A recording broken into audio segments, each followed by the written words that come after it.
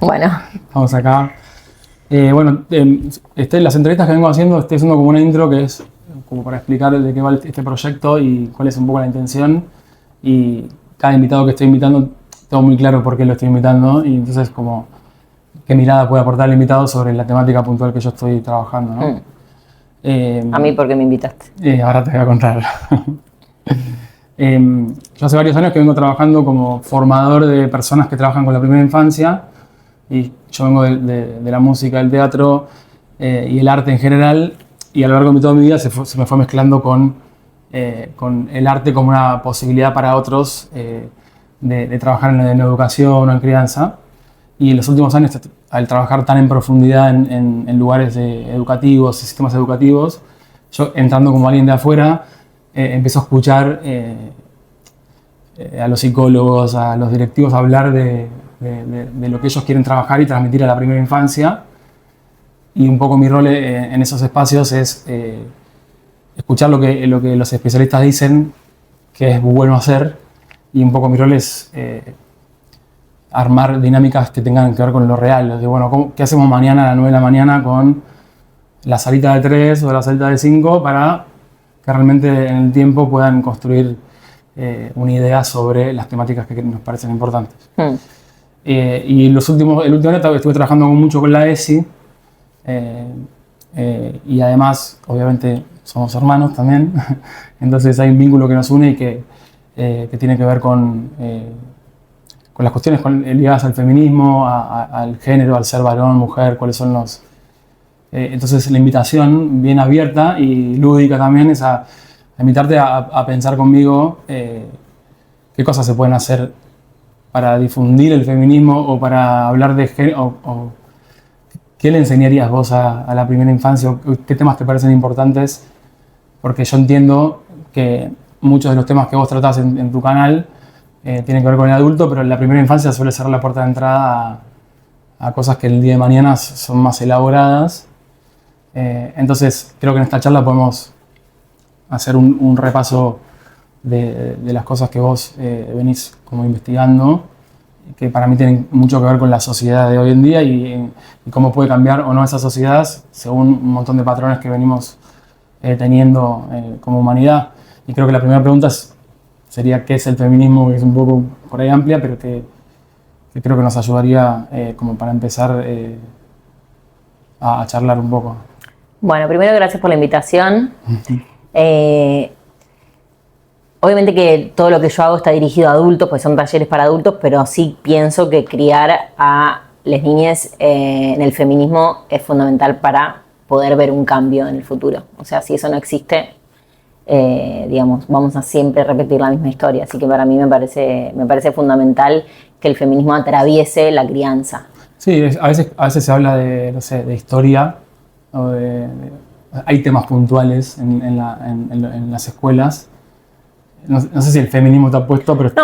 Y la historia está contada desde una perspectiva masculina, me parece interesante lo transversal del feminismo. Entonces, hay un montón de cosas que yo he aprendido, por ejemplo, respecto de eso, que digo, a mí nunca en el colegio me explicaron, no sé, la casa de brujas, lo que se llama la casa de brujas, que fue una aniquilación de las mujeres en Europa durante 2 siglos y medio, a mí nunca nadie me la explicó, ni nadie me la dijo, fue un genocidio de mujeres que está totalmente oculto. Entonces, por eso la historia, todo lo que nos enseñan es desde una perspectiva patriarcal, heteronormativa. Entonces, la idea es llevar el feminismo a la crianza en todos los aspectos, que ahora, bueno, podemos charlarlo, pero para mí es fundamental porque sin eso es como esas personas van a ser, esos niños, niñas van a ser adultos que después tienen todo un desconocimiento y que ya su vida está estructurada y armada en otros términos, que son términos patriarcales. Entonces, como que la idea es como desde el vamos, que haya personas que tengan otro nivel de conciencia, desde niños, desde niñas. Por eso para mí es fundamental que la crianza sea en términos feministas. Si no, por eso, como dije... Está bueno también sumar que, digamos, este podcast o los lugares donde yo laburo con adultos también. O sea, laburos que van a transmitir tal vez... Bueno, claro, con personas que crían. Y personas que crían desde en su casa o en las escuelas. Entonces, de alguna manera también quizás yo de esta charla pueda llevarme una futura actividad o la posibilidad de que algún adulto, a través del arte y la información concreta que vos nos puedas ofrecer, aportar algo, no sé, de esto que vos estás diciendo, ¿no? O sea, yendo a tu pregunta de qué es el feminismo, o sea, el feminismo a grandes rasgos es un movimiento político y social y teórico que lo que busca es la igualdad de derechos y oportunidades entre las mujeres y entre los varones. Eso es como lo más básico que uno puede decir. Después hay un montón de otras cosas. Para mí, una persona que es feminista también es una persona que tiene conciencia social, que tiene conciencia de clase, y si sos un hombre feminista también tenés conciencia de género. Si querés podemos desgranar un poco qué es todo eso. Por favor. Pero, como dijo Eleonor Faur, que es una autora, una socióloga feminista argentina que tuve la oportunidad de entrevistar hace unos años, cuando le pregunté para ella qué era el feminismo, me dijo una frase que me quedó, que es que no te sea indiferente el dolor ajeno y que no te sea indiferente la desigualdad. Entonces no es nada más, obviamente que empieza con igualdad de derechos y de oportunidades y de la dignidad de la mujer, pero se expande a un montón de otras cuestiones porque obviamente, primero aclara que no es un feminismo, sino que hay varios feminismos. Entonces está, por ejemplo, el feminismo interseccional, donde vos tenés en cuenta, bueno, esto, tu conciencia, ahí entra por ejemplo una conciencia de clase. No es lo mismo mi experiencia como mujer que la experiencia de otras mujeres que no viven en mi realidad socioeconómica. Entonces como que no es lo mismo para todo el mundo. Entonces por eso para mí el feminismo tiene mucho que ver con igualdad, con la igualdad de derechos en general, no solo respecto a las mujeres y los varones. Como que eso es un concepto que está bien como concepto general, pero después es interesante meterse un poco más y entender que por eso también para mí, por lo menos en mi caso, tiene mucho que ver con esto, con justicia social, con conciencia de clase también. Vos hablabas de derechos humanos, en algún momento hablabas de eso.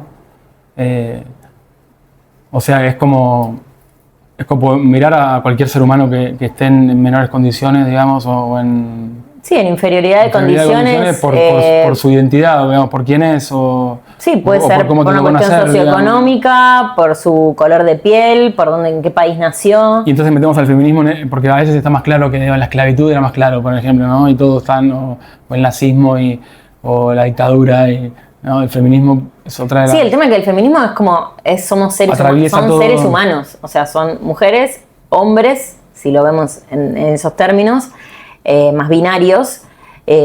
Bueno, por eso después se puede entrar en otros temas, incluye un montón de otras personas,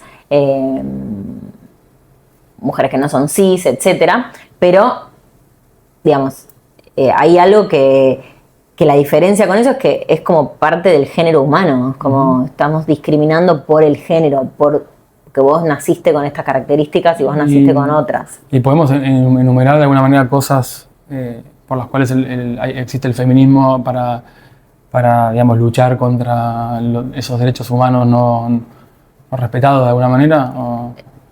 Enumerar los derechos todos. No, son obvios, pero las cosas que empiezan más básicas... Bueno, para mí, o sea... Para pensar lo básico y quizás después meternos en algo que uno no está tan para mí, nacer mujer... Bueno, Simone de Beauvoir decía no se nace mujer, sino que se llega a serlo. Para mí nacer mujer es que desde que naces, puedo pensar en nuestra sobrina que tiene 1 mes y medio, es que te pongan una camisa de fuerza. Con todo lo que eso implica. Y en la medida que va... por eso, tenés 1 mes, pero vos ya estás siendo limitada. Y ahí empieza como un camino donde o vos sola o, por eso, si tus padres o quienes te crían o quienes te rodean empiezan a liberarte un poco. O el lugar donde estás, el colegio al que vas, empieza un poco, las personas con las que te rodeas empiezan a liberarte de esa camisa de fuerza. Depende de dónde naces, la camisa de fuerza puede ser más o menos. Exacto, más rígida o menos rígida, pero ya de por sí, porque no tiene que ver con la familia en donde naces. El problema es que el patriarcado es algo estructural, o sea, es algo estructural que es ajeno a vos, es ajeno a mí, es algo que en lo que yo llego al mundo y ya está conformado. Entonces, también por eso el feminismo no cuestiona las decisiones que las mujeres toman, sino que cuestiona las estructuras que llevaron a esas mujeres a tomar esas decisiones. Yo no voy a cuestionar lo que hizo tal o cual persona, sino que me voy a poner a pensar qué pasó, qué llevó, qué estructura patriarcal, capitalista, heteronormativa llevó a esa mujer a tomar esa decisión, que claramente no la favorece.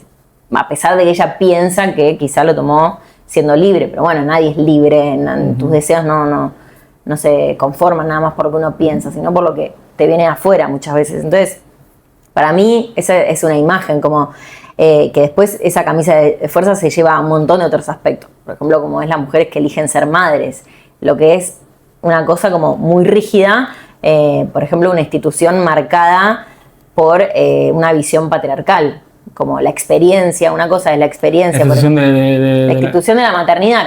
Por un lugar está la experiencia de la maternidad, que es la experiencia que tiene la madre con el hijo, la hija, y otra cosa es la institución patriarcal, de lo que lo construido, digamos. De lo que significa ser una madre, y sobre todo una buena madre. Y eso es el deber ser, digamos, ¿no? Exacto. Que, bueno, la historia de la humanidad es una historia que está obsesionada con las mujeres. Obsesionada, todas las culturas están obsesionadas con las mujeres, con lo que hacen, con lo que dicen, cómo lo hacen, cómo lo dicen, cómo se visten, qué se ponen, todo. Cómo se ríen, absolutamente en todo. Entonces, como bueno, volviendo un poco a tu pregunta, a mí nacer mujer es ya nacer con algo, una camisa de fuerza que va a depender un poco, pero siempre la vas a tener. Y en la medida que va pasando el tiempo, te la vas a poder ir sacando, cada tanto te la vuelven a poner, te la volvés a sacar. Pero siempre es estar limitada en cosas muy básicas, como por ejemplo salir a la calle. Hay una diferencia muy grande entre vos salir a la calle y yo salir a la calle, lo sabemos porque en la adolescencia nos pasaba, vos podías salir solo, yo no podía salir sola. Porque obviamente que estoy expuesta a, por ejemplo, una de las cosas que puedo estar expuesta yo como mujer es a la violencia sexual. Entonces esa es una, por ejemplo, por un lado. Y después otras cosas que son más pequeñas, que tienen que ver con otra cosa, más cosas nimias, como por ejemplo la forma en que se viste a la mujer y la que se viste al varón. La otra vez mi sobrina Emma, tu hija, dijo algo que para mí representa mucho eso, que ella se estaba poniendo un vestido para el casamiento de nuestra hermana, y le dice a nuestra mamá, a su abuela, le dice, no, pará, pero me falta ponerme un short abajo. Y mi mamá le dice, no, para esta fiesta no. Y Emma le dice, no, pero ¿qué pasa si quiero hacerla vertical? Se me ve la bombacha. Y con Matías nos miramos los dos, tipo, es increíble lo que acaba de pasar. Entonces, ella, si está en un casamiento y quiere hacerla vertical, no puede, porque se le ve la bombacha, y ella es muy consciente de que se le ve la bombacha. Quiere que se le vea bombacha. Y no quiere que se le vea la bombacha. Y un chico de su edad, de 5 años, jamás tiene ese planteo porque él usa un shortcito. Entonces él nunca va a estar pensando si se le ve o no o el calzoncillo. Sí, o sea, está más expuesta la mujer también. Entonces como que, por eso, desde cosas, el espectro es enorme. Hay otros aspectos. Está bueno otros ejemplos tal vez así. No, hay otros ejemplos, por ejemplo. Yo me acuerdo, yo puedo poner uno por vos, digamos, sí. de esto de vamos al club de donde los varones juegan al fútbol y por ahí vos, ¿no? Y por ahí la mujer no hacía deporte, entonces. Bueno, en ese momento, en los años 80, 90, el foco estaba puesto en los deportes que hacían los hermanos varones, ¿no? Como la mujer acompañaba esos procesos, ¿no? Obvio, la mujer acompaña siempre. Y también un modo de ser, de comportarse, sobre todo en la niñez, que es de la quietud, del silencio, hay muchos autoras que hablan de la risa femenina.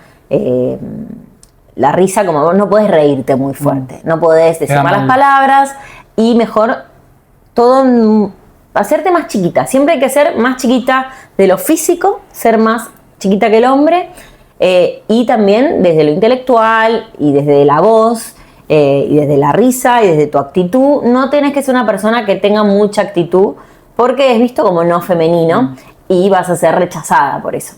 Entonces, como que hay un montón de cosas muy pequeñas, por eso están las cosas más graves, si se quiere, o que tienen más notoriedad, como que una chica sale a la calle y la pueden violar, está expuesta a eso, y un hombre no. Pero después hay micromachismos que están en el día a día. U otra cosa, digo, yo me estoy centrando en la infancia, ¿no? Pero ver, por ejemplo, vos estás mamando, como la vara es muy distinta para el padre que para la madre. Cómo se mide, las varas son total, estructuralmente son muy distintas. Entonces, si yo tengo una mamá y un papá, yo miro y observo y voy asimilando cómo la sociedad mira a mi mamá y cómo mira a mi papá. La realidad es que del hombre padre se espera que sea proveedor, lo que se espera, ¿no? Después cada uno hace su camino, pero se espera que seas proveedor y bueno, como un regalo extra vos me vas a dar amor, cariño y atención. Ese es el piso de las madres,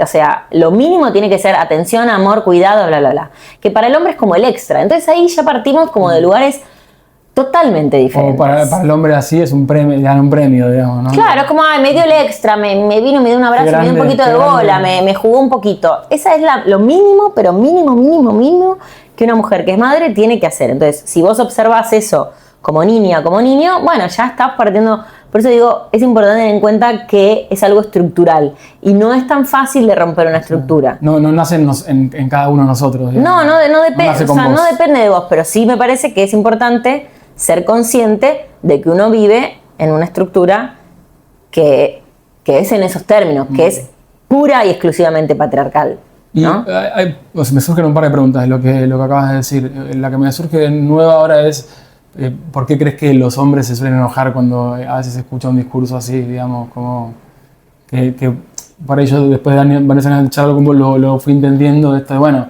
vivimos en un mundo que es así, aceptemos que vivimos en un mundo que tiene estas condiciones, ¿no? Yo creo que eso a veces mucho trae un ruido por pensar que es en contra del hombre y no a favor del feminismo de la mujer o tu hija o tu hermana.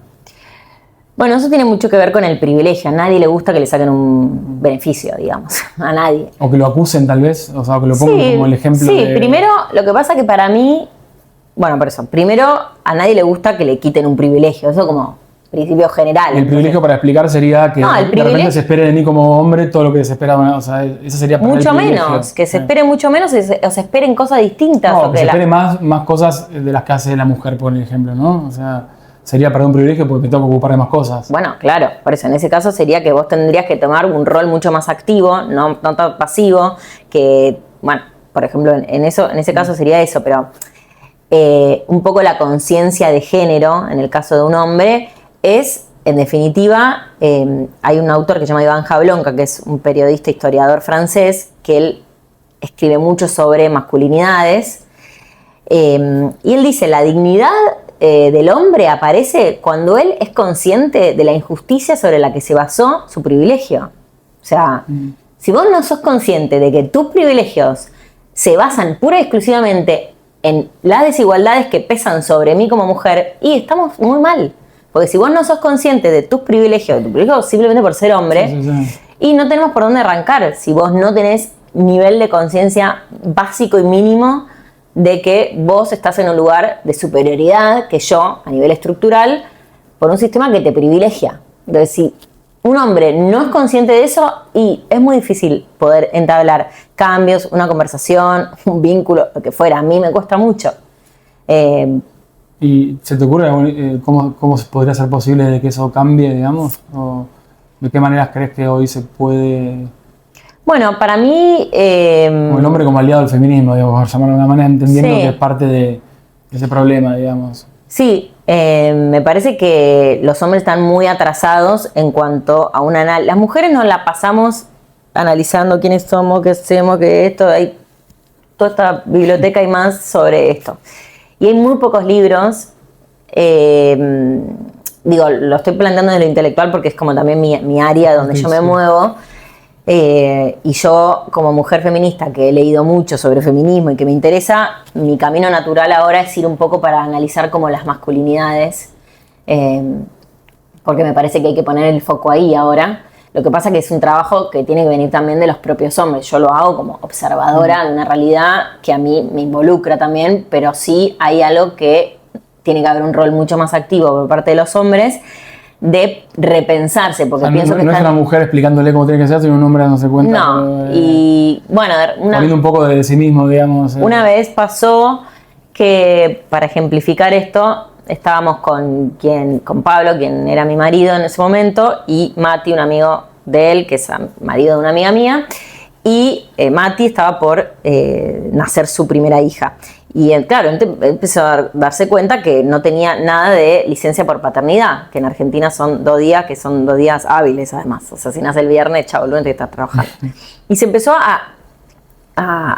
le parecía un espanto, se empezó a quejar de eso y yo le dije, bueno, no sé, hagan algo al respecto, le digo, hace algo. Ay, me dice, no pueden hacer algo. Ah, bueno, háganlo ustedes, como decía. Claro. Dale, ustedes. Le digo, no, o sea, es que ustedes no están acostumbrados a luchar por sus derechos.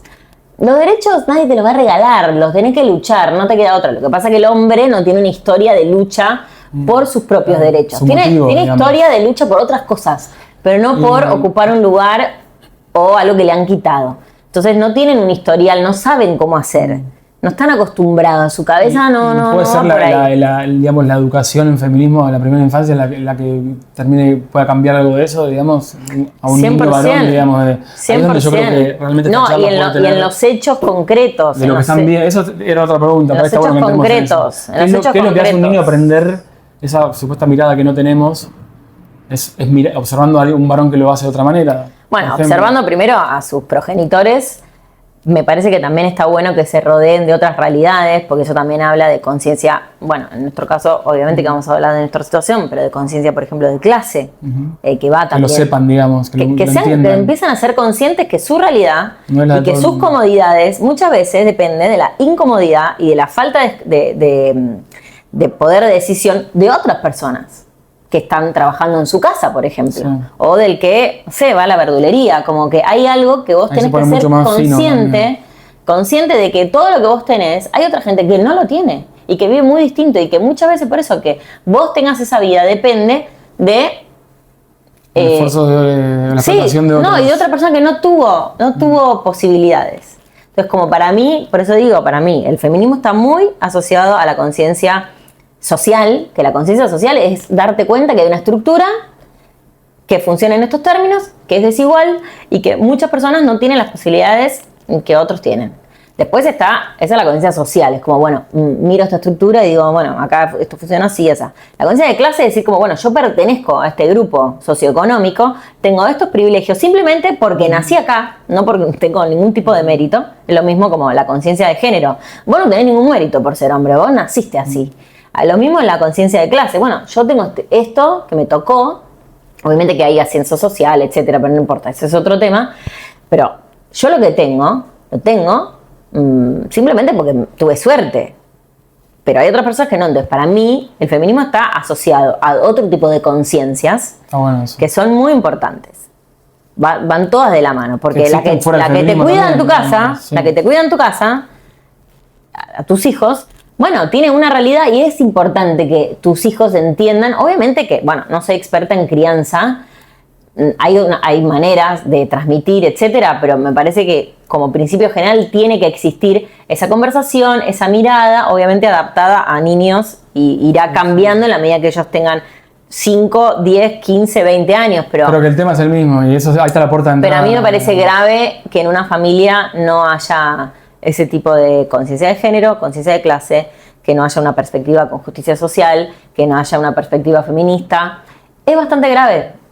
No te puedo decir por eso concretamente, bueno, hay que hacer, sí, pero sí pienso que eso tiene que existir. No, bueno, pero si hacemos doble clic en eso es uno, ¿no? Está buenísimo todas las conciencias que hay que tener.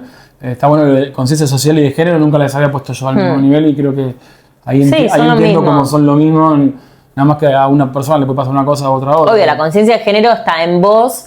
Por ejemplo, en este caso, si vos que sos padre, es como, bueno, si yo soy consciente, tengo esa conciencia de género, bueno, evidentemente mis comportamientos, mis actitudes, mis palabras van a ser distintas, van a tener esa impronta cuando transmita, cuando hable, mi relación con mi mujer, con la madre de mis hijos, si está separado, lo que sea, con mi hermana, con mi madre. Entonces, eso, bueno, obviamente, la crianza no es nada más haz lo que digo, sino, haz lo que hago.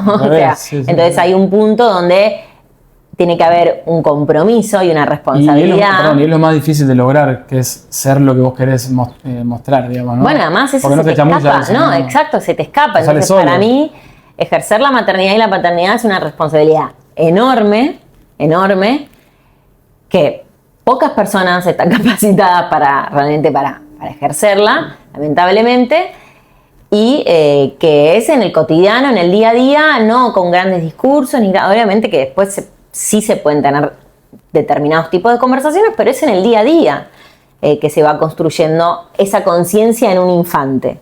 Como no es porque un día le dijiste... No, y no es que el primer día que le hablas de esto es a los 12 años. No, realmente exacto. Hay un escalonamiento, así como a mí me gusta poner el ejemplo de, primero te enseñan a contar con los dedos, después a multiplicar, después los que no sabemos matemática no seguimos, pero con estos temas pasa lo mismo. Yo lo veo desde la ESI, que es como algo más instaurado en la educación, pero siento que es lo mismo. O sea, yo cuando escuchaba hablar a la gente de ESI decía esto es de lo que habla Rochi, digamos, ¿no? Sí.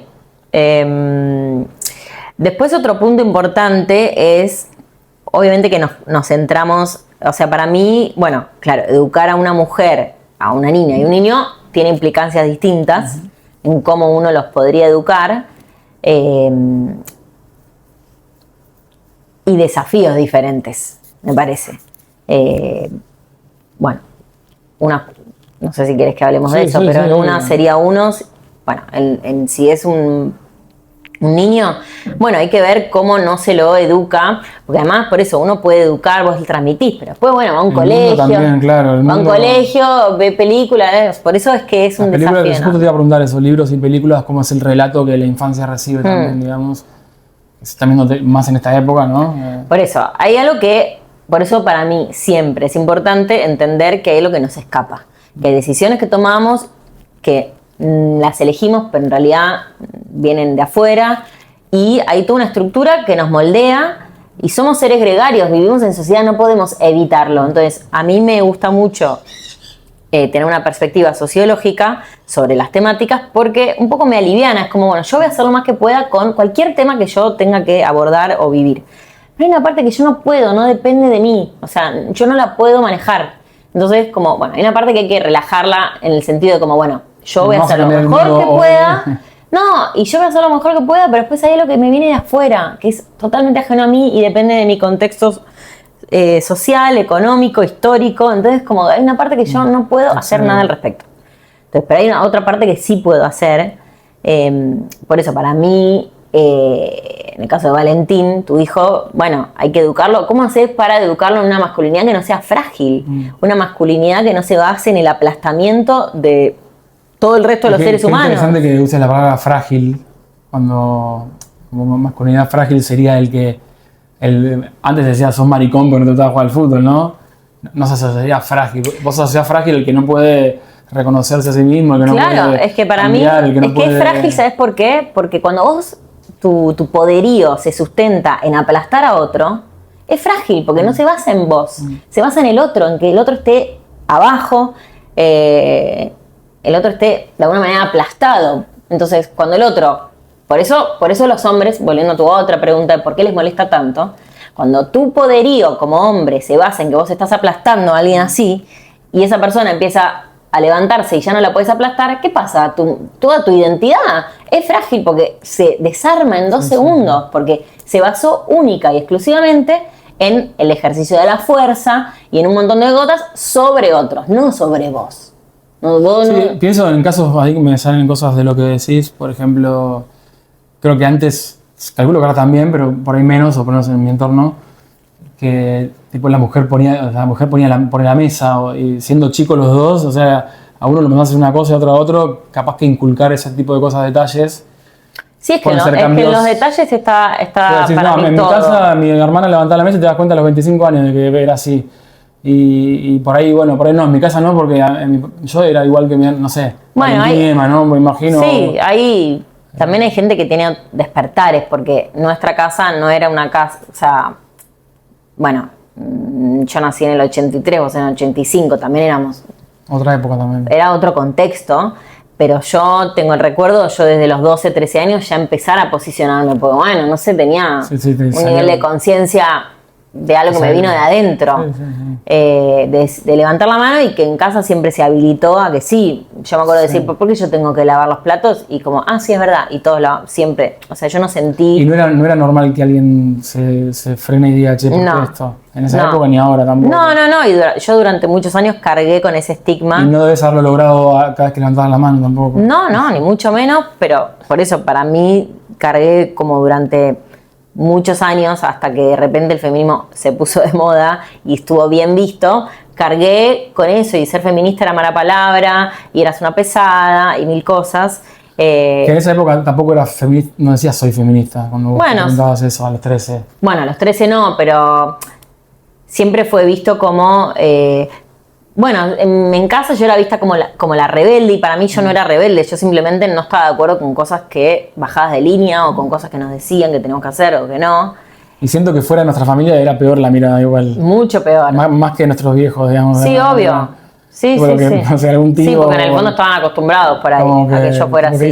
O sea, ¿por qué la dejan hablar? Sí, más o menos, que igual en casa se podían quejar, pero siempre me dejaban hablar. Por eso, se dejaban hablar, y en otros lugares era tipo, ¿qué le pasa? Tipo, gente cercana. Sí, callala, controlala. Sí, o tipo, ¿qué le pasa a esta loca? ¿Por qué contesta? Pero bueno, es lo que te decía también, las mujeres ocupan un lugar que si una mujer responde de una manera asertiva, por ejemplo, está mal. Es como, sos violenta. No, estoy siendo asertiva, que es muy distinto. Pasa que si venís vos y hablas de esa manera, mira este hombre que poder que tiene para convencer o para hablar. Vos es qué le pasa, digamos, ¿por qué estás tan segura?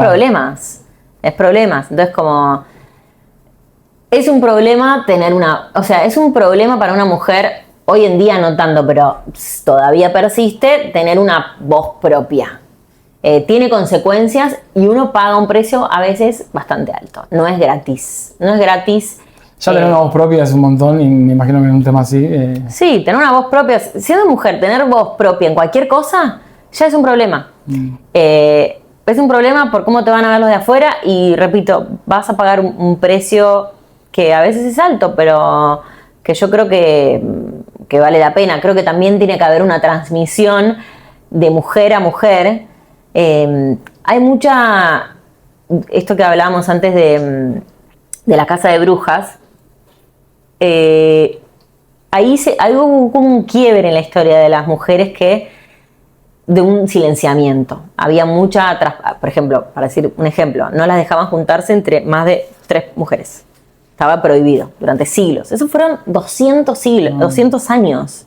2 siglos de eso. Entonces vos nacías en una historia que era común. Ya estaba eso implementado. No eran 20 años, eran 200 años. La historia, más o menos, de nuestro país, si lo pensás en esos términos, es como que la historia desde que se fundó nuestro país hasta ahora haya sido donde las mujeres no se podían juntar de un grupito de a 3, donde eran castigadas. Bueno, todo empezó porque, en parte, ¿no? Por una cuestión también capitalista de las mujeres tenían que procrear para que hubiera más personas y trabajo, etcétera, no importa.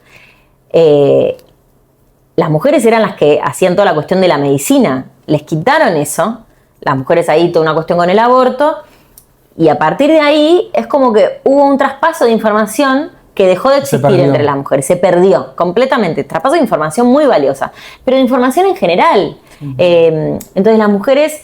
Y no como una advertencia como de mujer a mujer, ojo lo que te va a pasar, te van a violar. No como amenaza, porque ese es el problema, transmitir la información como amenaza, sino como... miedo, digamos. Claro, es como, bueno, yo pienso que de mujer a mujer se puede transmitir a una niña diciéndole, vos vas a poder ser todo lo que vos quieras, pero ojo que vas a tener estas dificultades, que no las va a tener tu hermano. Y está bien transmitir eso. Y no decirle, no, vos vas a hacer todo lo que vos quieras. Sí, pero... ten en cuenta que esto, aquello, y que vos esto, tú. Como que esa información hay que transmitirla. Porque si no es un choque de realidad muy duro. Si vos crees, por eso digo, porque una cosa es la familia y después viene como toda una estructura y vos... La frase sería, vas a poder, pero vas a encontrar ciertas dificultades que tu hermano no. Que históricamente está comprobado que son así. Que son así y que quizás hoy en día no están así, pero siempre se encuentra alguna. Después, no para hoy, pero lo podemos seguir pensando. Yo cuando le transmito a Emma, a veces como le armo proyectos que me gustan a mí de temas a hablarle, así como en el colegio hay. Cómo se le cuenta, ¿no? O sea, justo la casa de brujas es algo que en alguna película infantil no está, o la terminología.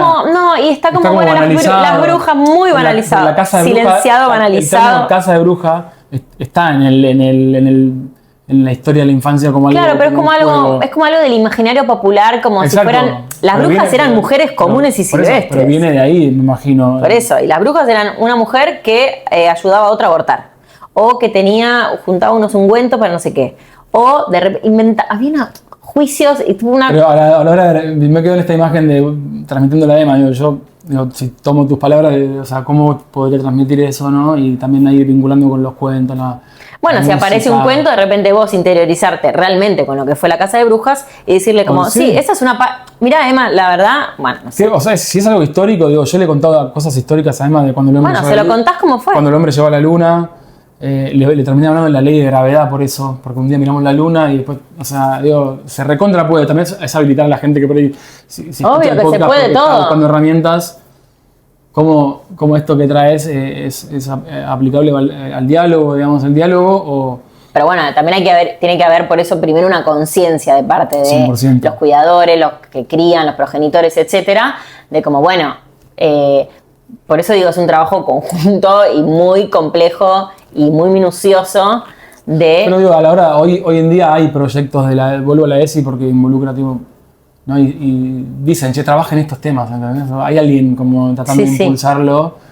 Me parece interesante estas frases, porque por ahí yo digo, si una maestra que mañana quiere empezar a hablar sobre feminismo o conciencia de género y no sabe, entender que está bueno contar, che, vas a poder con todo, pero vas a tener, es algo bastante... Para mí es fundamental. Cerradito y que, y en esa línea me quedó una pregunta de cosas que dijiste de la camisa de fuerza, ¿no? O de lo que se espera de una mujer o de una niña o un niño.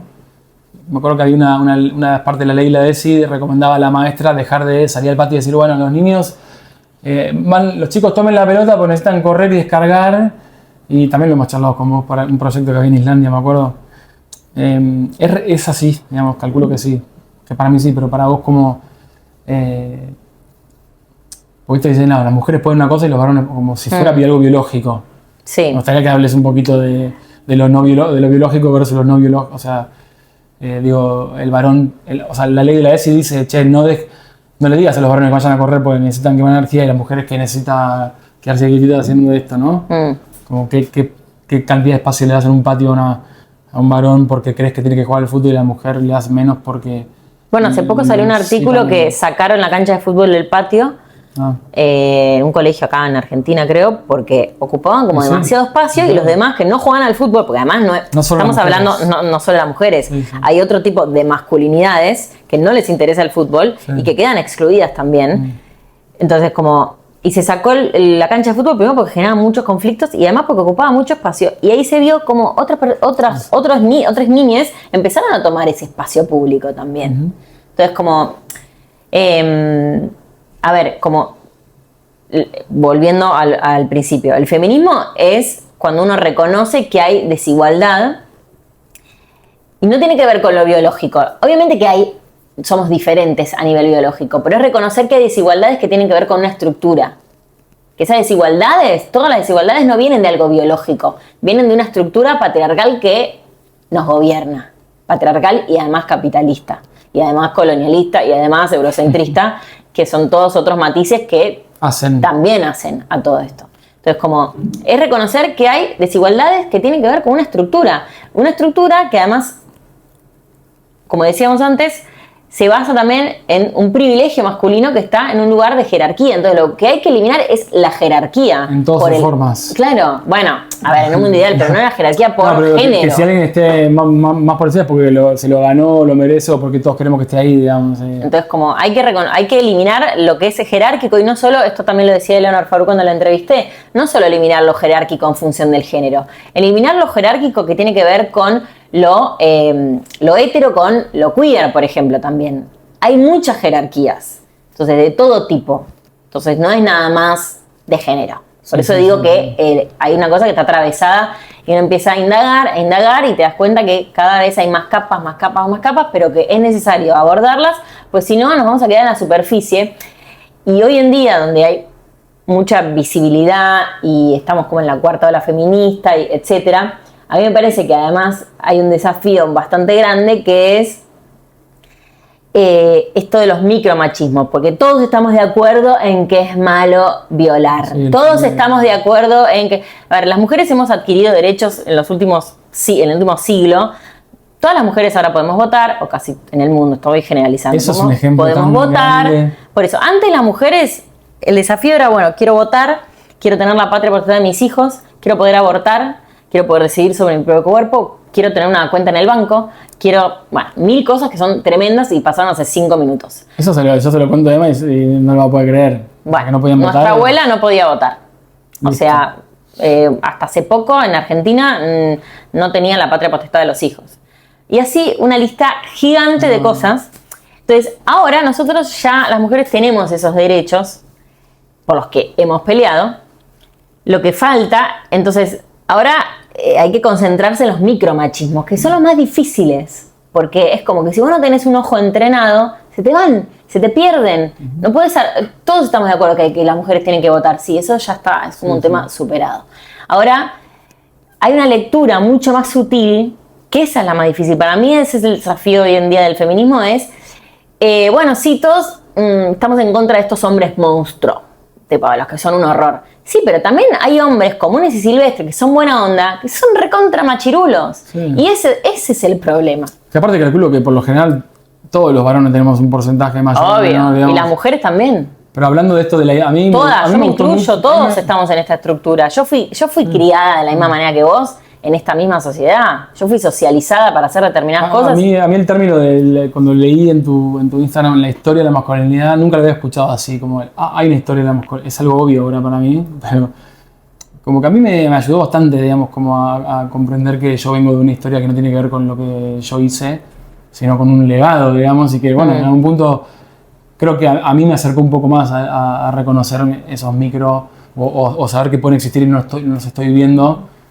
Y que no soy un hijo de puta por no verlos, digamos, ¿no? Porque a veces está como, o sos o no sos, ¿viste? Está como una cosa en el medio que es... Como no todos los hombres. Sí, para mí, viste que hay mucha gente que se defiende como diciendo, bueno, yo no, en mi casa no soy así. Bueno, para mí una gran marca de ver si un hombre realmente está comprometido con... y que entiende es si él no se siente ofendido porque yo estoy criticando a los hombres. Ese es un punto... Si yo estoy criticando a los hombres y criticando y haciendo una observación y haciendo una lectura de la realidad, y el hombre que tengo enfrente no se siente atacado, a mí me dice un montón de ese hombre, porque él, o sea, yo no estoy atacándolo a él, yo estoy haciendo una lectura de la realidad, que si él es lo suficientemente inteligente y despierto y tiene conciencia de género y es feminista, va a entender que es la misma realidad. Sí. Y además no me va a juzgar porque él no la vive, simplemente está ahí como acompañando y observando.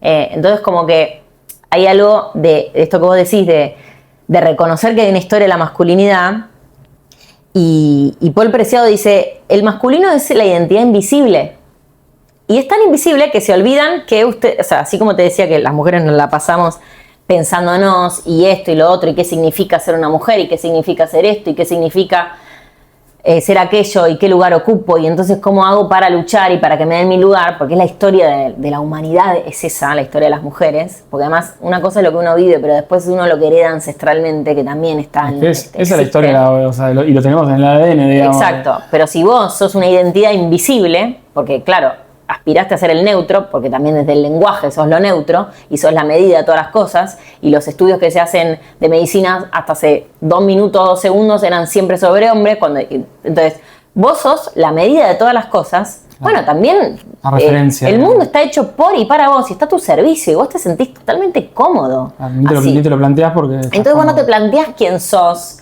qué es la masculinidad, cómo quiero que sea, quién soy yo como padre, quién soy yo como hijo, nada, no existe. Entonces, obviamente, cuando viene un grupo de personas, que es además la gran mayoría de la población, porque no son las mujeres, vienen los gays, viene todo un grupo, el grupo de los subalternos, de los oprimidos, que son todos, menos los hombres, y además muchos hombres incluidos que no son blancos ni heterosexuales, y te dicen, che, hola, despertate porque acá el mundo ya no funciona así, no estamos de acuerdo, no queremos esto, y bueno, se empiezan a atacar primero porque tenés que hacer una revisión, tipo, siglos atrás. Enorme.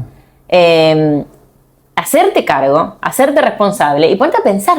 Y nadie tiene ganas de hacer eso. Y no hay historial tampoco de eso.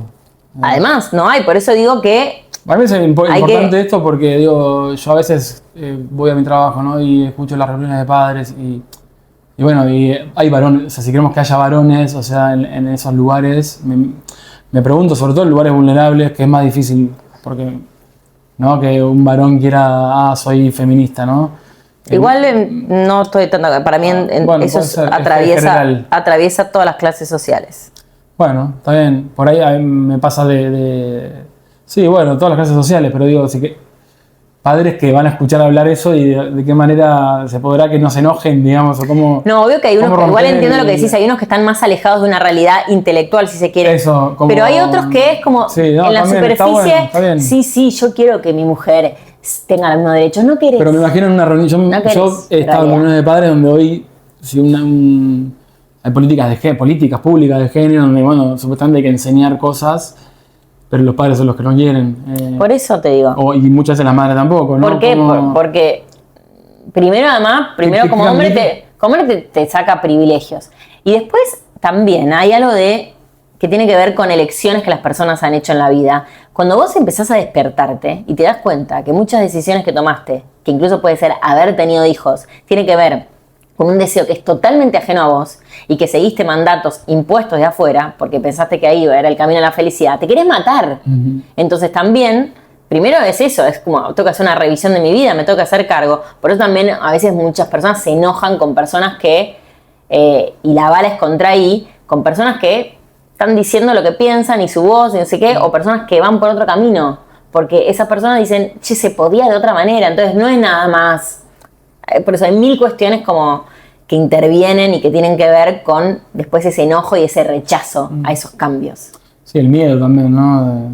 Incluso muchos tienen miedo de que le van a hablar a mi hijo, ¿viste? Por eso. O casos de mi hija va a ser lesbiana, o mi hijo va a ser gay, Porque también es un miedo a lo diferente, porque te han socializado para que tengas miedo, efectivamente, a lo diferente. Entonces, como que en ese sentido, para mí atraviesa todas las esferas sociales. Algunos lo disimulan más, pero en realidad afecta a todos. Tengo dos preguntitas más. Pero antes, viendo que están sacando la luz, voy a poner un poquito la luz, que no la puse antes.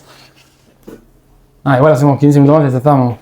Sí, hay un tema que para mí estaba bueno hablarlo. Sí, primero lo del lenguaje. Y después lo de... ¿cómo se llama? Por ahí yo lo pongo en alguna pregunta. Otro tema vamos a estar bárbaro, ¿no?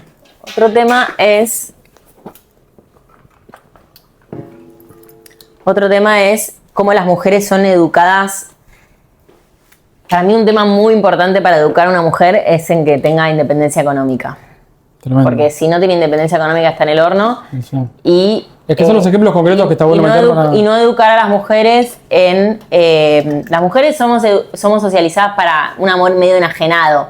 Medio como... que tiene que ver con... ¿Se ve bien ahí? ¿Es mejor? Cambio, ¿no? Sí.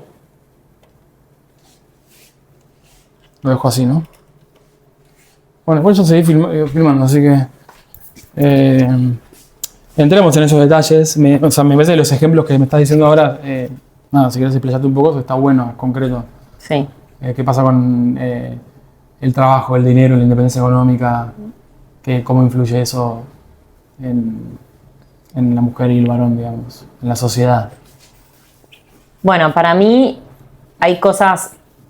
Esto no es como un orden de prelación, pero están como íntimamente ligados, que es que así como al hombre se lo ha educado para que tenga un trabajo y su masculinidad depende muchas veces del dinero, del poder, de la posición que ocupa a nivel laboral, la mujer todo lo contrario. Para mí es muy importante, como realmente sin ese factor es muy difícil otro tipo de liberación. Si vos no tenés independencia económica como mujer, realmente estás en el horno. O sea, no estás maniatada. Y hay otro factor que es la independencia emocional, que es la independencia emocional de los hombres o la validación masculina de quién sos, de tu aspecto, etcétera. Son como dos. La validación del hombre hacia la mujer. Claro, la mujer está validada y es mujer por la mirada masculina, que define qué es ser una mujer, qué es ser una buena mujer, etcétera. Entonces, como hay algo que la validación masculina valida, valga la redundancia, mi ser femenino. Son como dos independencias que para mí se retroalimentan, pero primero es muy importante yo tener mi propio dinero. Si yo no puedo sustentar mi vida, tener una casa, mínimamente sostener mi existencia, yo no puedo. Entonces, si no tenés dinero, no es muy difícil adquirirle el otro tipo de independencia, que es la emocional, que para mí es el gran desafío hoy en día, porque muchas mujeres han adquirido la independencia económica, pero todavía emocionalmente dependen de un hombre. Tienen que construir algo ahora que ya tienen la independencia económica, digamos. Claro, pero sin la independencia económica es muy difícil que tengas la emocional. Por eso primero la quiero poner primera. Entonces, la mujer, como su identidad, está construida en función de alguien. Vos sos la mujer de, principalmente, la hija de, la madre de.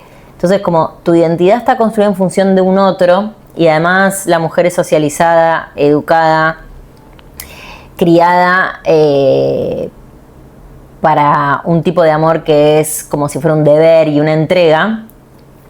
Entonces, como que tus vínculos amorosos, no solo el de pareja, están todos construidos en función de eso, como el amor como un deber y algo como que está muy ligado también a los cuidados, que siempre son en clave femenina, los cuidados infantiles, los cuidados de las personas mayores, de los padres, de cualquier tipo de cuidado. ¿Y puede ser que el hombre también, por ende, esté esperando ese tipo de amor también? Claro, digamos? De hecho, hay una autora, Mona Choyet, que dice, la mujer es una máquina de dar y el hombre es una máquina, y el hombre es una máquina de recibir.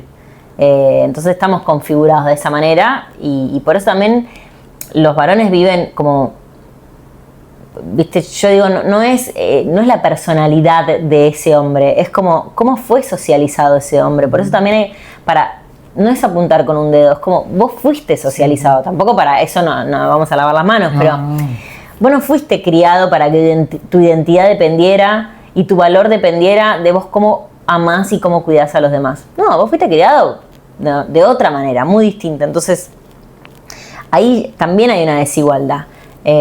Por eso es que los hombres heterosexuales que están en una relación con una mujer, bueno, tienen un montón de cosas que están sucediendo en su vida, hay mucha importancia puesta en lo laboral, sus vínculos, los deportes, etcétera, y la mujer, lo principal es la pareja, porque también hay una validación muy grande que viene no solo de la mirada masculina, sino del estar en pareja, porque no hay nada peor para esta sociedad que una mujer que está soltera, que está sola, y que además es independiente económicamente, que si es independiente emocionalmente ni te cuento, de ahí vienen las brujas. Las solteronas se llamaban también. Exacto.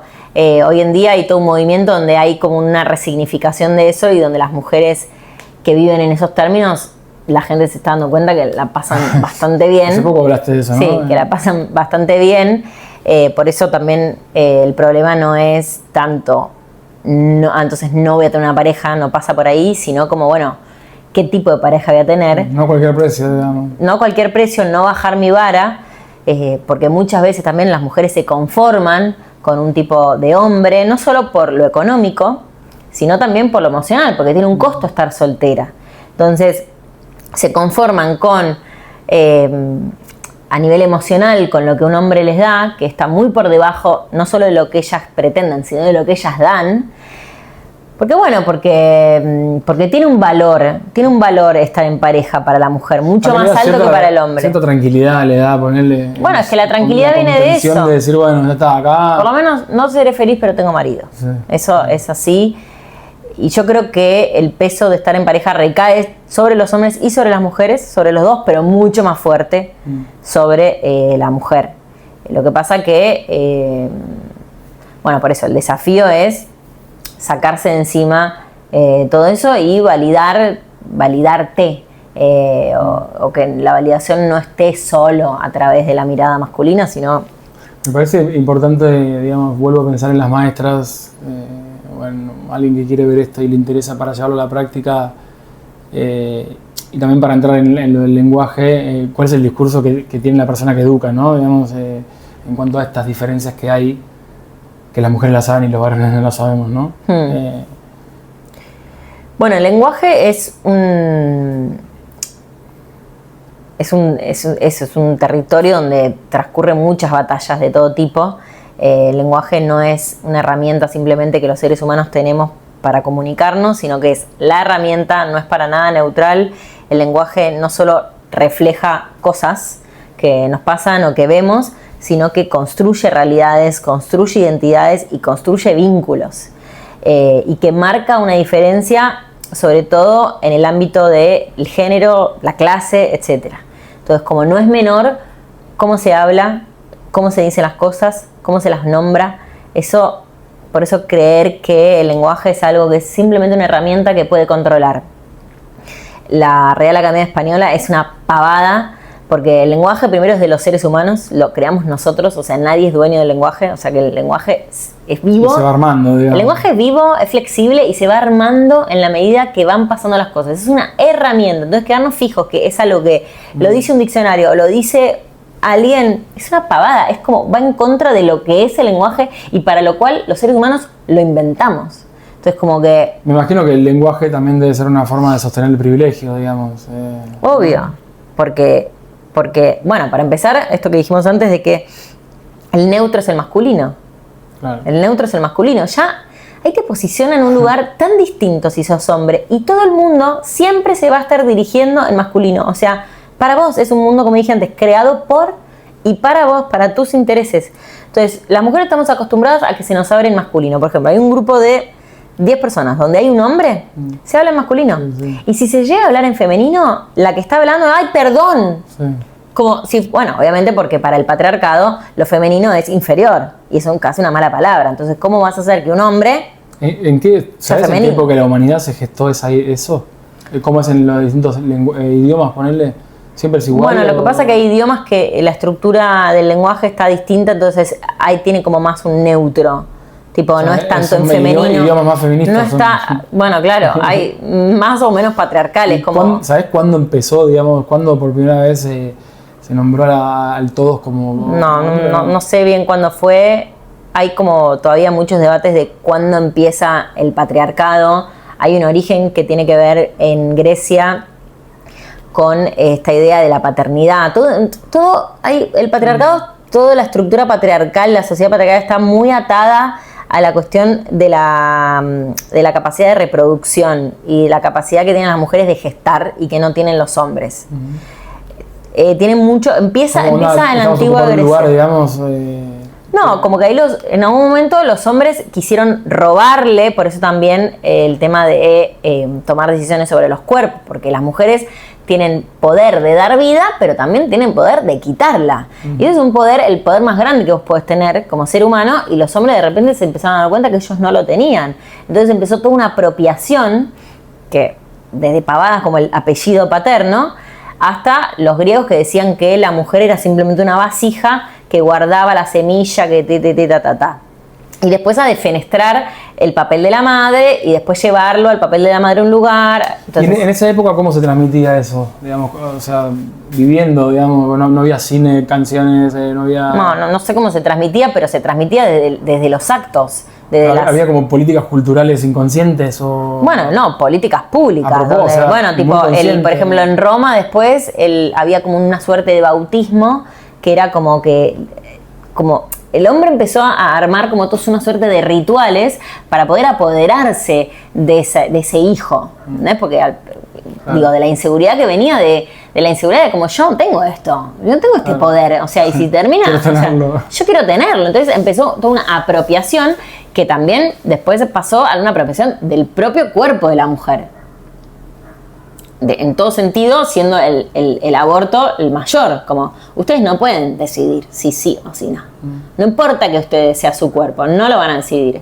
Entonces, como empezó, por eso el patriarcado va muy de la mano de ese momento en la Grecia antigua, donde al principio además los hombres como, las mujeres tipo hacen hijos, hacen personas, pero ellos no sabían que ellos tenían que ver en eso. Al principio no sabían. No se sabía a partir de cuando se sabía. No sé, cuando se empezó a saber, pero hasta que se dieron cuenta que ellos tenían que ver, entonces pero además ponerle que después sabían y decían como, bueno, sí, yo tengo que ver con esto, sí, pero no está en tu cuerpo, vos no lo hacés, o sea, no lo sentís, sí. O sea, el tema de la paternidad, que es otro como gran tema de la masculinidad, la maternidad es algo como que pasa por el cuerpo de la mujer. En cambio, la paternidad no pasa por el cuerpo del hombre, sino que pasa a través de rituales primeros que se empezaron a hacer Y después de todo un nivel, por eso, mucho más grande de conciencia, ¿no? Porque esto no tiene nada que ver con instinto materno ni nada de eso, pero sí hay algo que pasa por el cuerpo, y en los hombres no les pasa por el cuerpo. Entonces, como hay algo que se tiene que aprender, hay algo que se tiene que, cuando ya nace esa persona. Entonces, como, por eso el patriarcado tiene mucho que ver con ese poder que tienen las mujeres de dar vida, que sin la vida no existimos, así que es como básico, tiene mucho sentido que haya empezado por eso. Entonces ahí empieza toda una apropiación, y por eso también hay algo de la fragilidad de esa masculinidad que pasa por el control, por aplastar a los demás fuerza, y por estar, claro, por la cuestión esa. Pero, bueno, volviendo al tema del lenguaje, no es menor esto. Vos como hombre te sentís mucho más integrado que yo en el mundo, porque desde el lenguaje vos siempre es el masculino.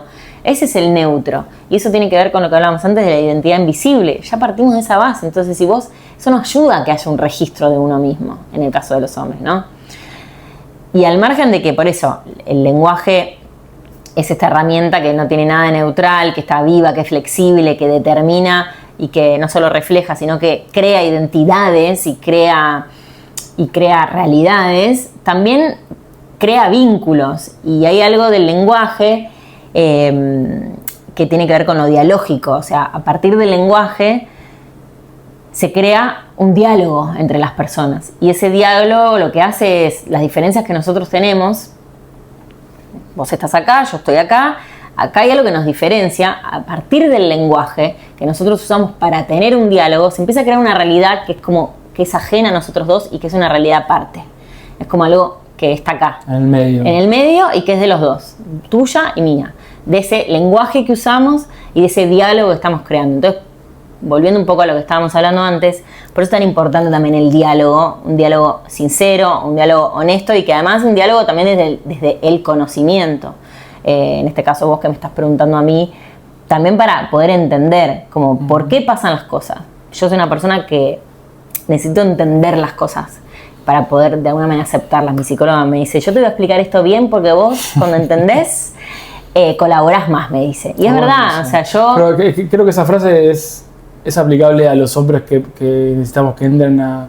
Yo pienso en una reunión de padres porque es lo más básico. Está bueno que alguien entienda para colaborar también. Es una linda frase.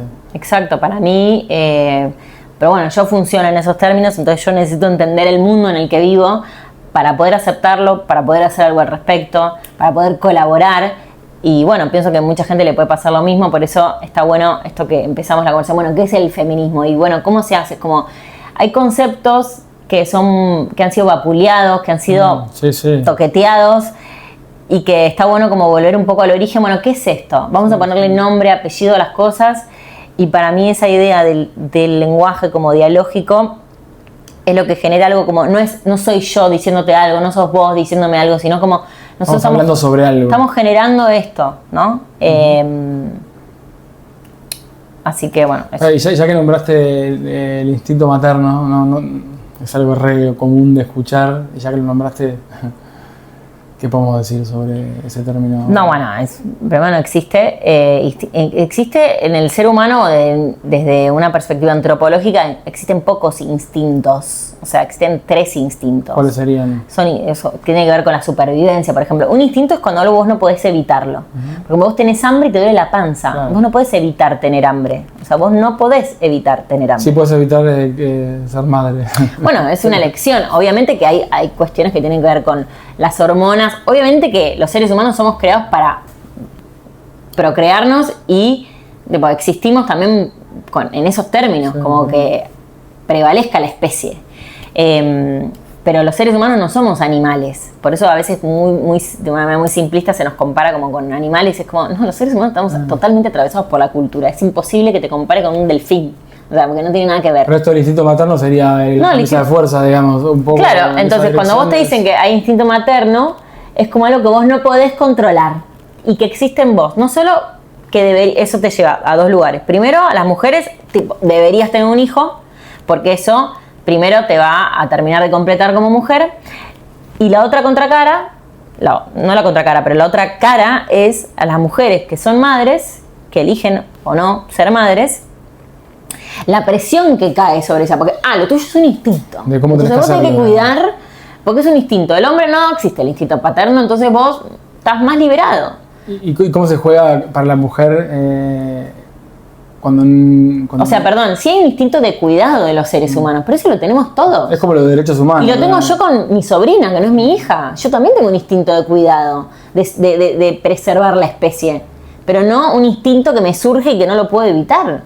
¿Y cómo se le debe jugar a la mujer que intenta correrse de ese lugar de no decir yo no tengo un instinto y por ahí me corro un poco, digamos? Porque también, Bueno, digamos, ahí hay un camino personal doble para la mujer otra vez, que es donde tiene que luchar contra lo que de alguna manera el que dirán o lo que ella piensa que los demás dicen sobre ella o algo de eso. bueno, eso es también todo el peso que recae, que es eso como otro gran tema, el gran peso que recae sobre las madres.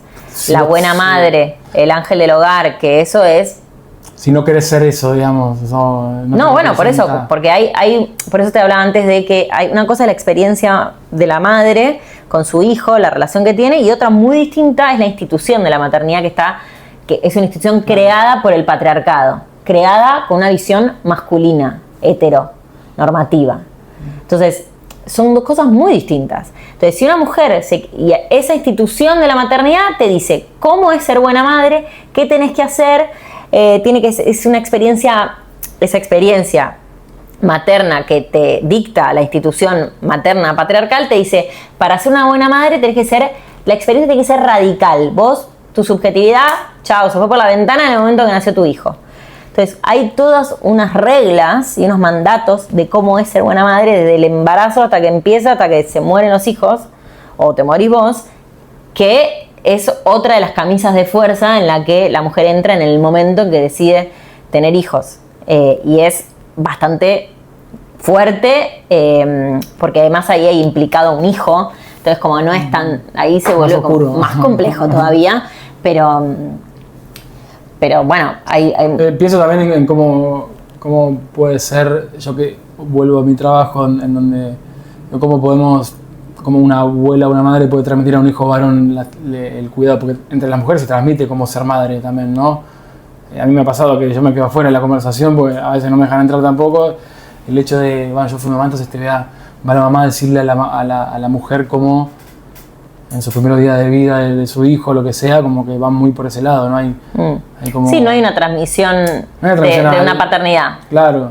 No, por eso, entre mujeres sí se transmite cierta información. Hay como un diálogo ahí de yo fui mamá tuya, entonces te voy a transmitir cómo ser mamá de tu hijo. Sí, papá no te hizo eso a vos. No. No te traspasó información de cómo ser padre. No hay, por eso. Es que lo que te digo es que entre los hombres no hay un diálogo respecto del género, no existe, es nulo.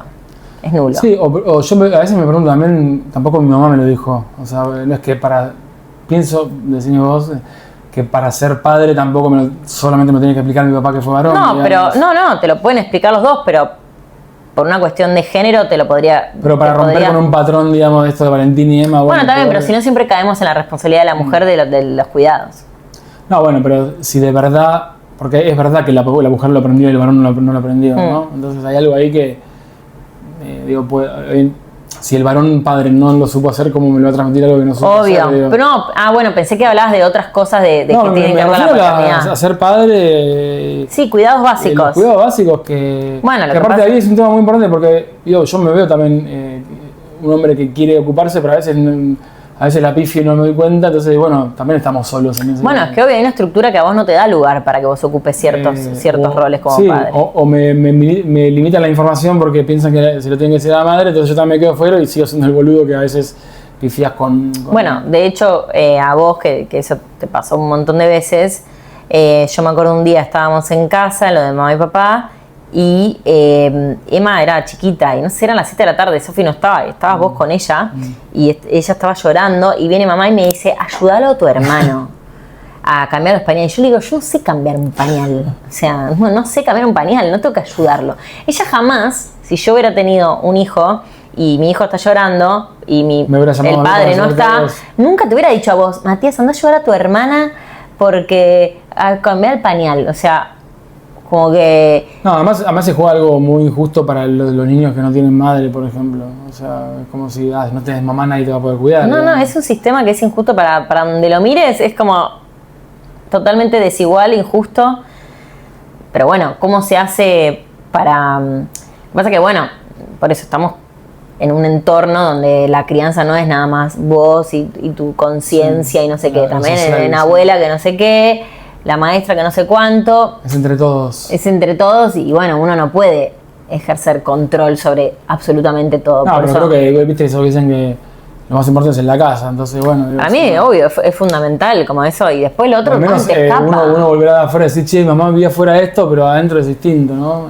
100%, eso es lo que a uno más lo marca. Después hay otras cosas que también, por eso no me parece menor con quién se junta ese niño, esa niña, a qué colegio va. No es menor lo que lo rodea.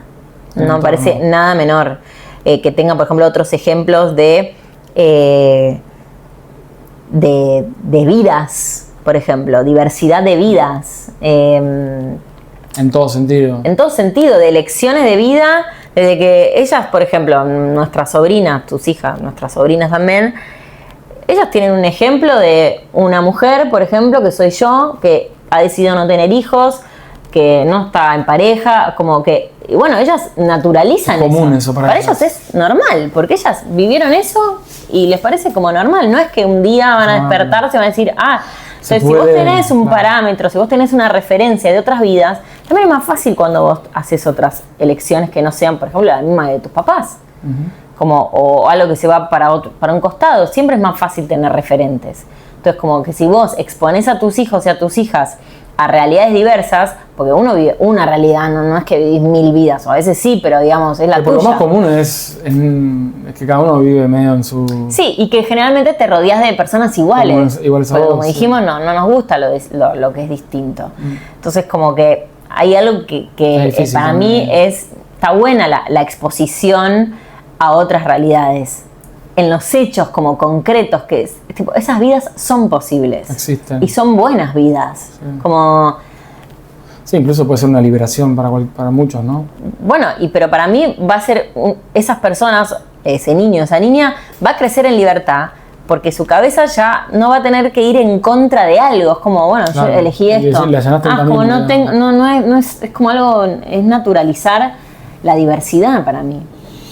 Me gustaría hacerte la última pregunta, que tiene que ver, yo también laburo mucho con las personas que trabajan con niños, que vos imaginate enfrentarte a 30 o 25 pibes de 3 años sola, ¿no? ¿Cuál es la actitud humana que uno tiene que tener para salir a la cancha? Y pienso en vos que armaste, como decimos, un libro y que, o sea, si podemos hablar algo de como el desarrollo personal del ser humano o cómo hiciste vos para no tener miedo ni vergüenza a salir a decir lo que tenías para transmitir, que creo que es bastante tu esencia, digamos, de profesional y de vida. O sea, ¿cómo fue tu experiencia humana para hasta llegar hasta acá? Es como un poco... otro episodio. Pero quizás cerrar con eso, no sé, algo más que no tenga tanto que ver con lo puntual del feminismo, sino... o sea, vos tenés una voz que salís a hablar y me parece importante también... lo hablamos de la voz propia, la nombraste vos en un momento. ¿El qué? Vos nombraste lo de tener voz propia o algo así en un momento. Sí. Cortito, ¿no? Porque ya estamos cerrando. No, pero... para mí... Porque digo, es un tema difícil que en la calle se genera polémica, conflicto y... ¿cómo poder romper estructuras de alguna manera? Para mí, para poder tener una voz propia, es importante primero el autoconocimiento, pero un autoconocimiento que sea lo suficientemente honesto y sincero, y saber bien quién sos y vivir tu vida de acuerdo a eso que vos sos. Como que si está alineado qué pensás y vos mirás tu vida digamos, hay un acuerdo entre esas dos cosas, entre lo que uno piensa y lo que uno, cómo lo vive, lo que hace, las relaciones que tiene. Eso es como un autoconocimiento bastante honesto y sincero.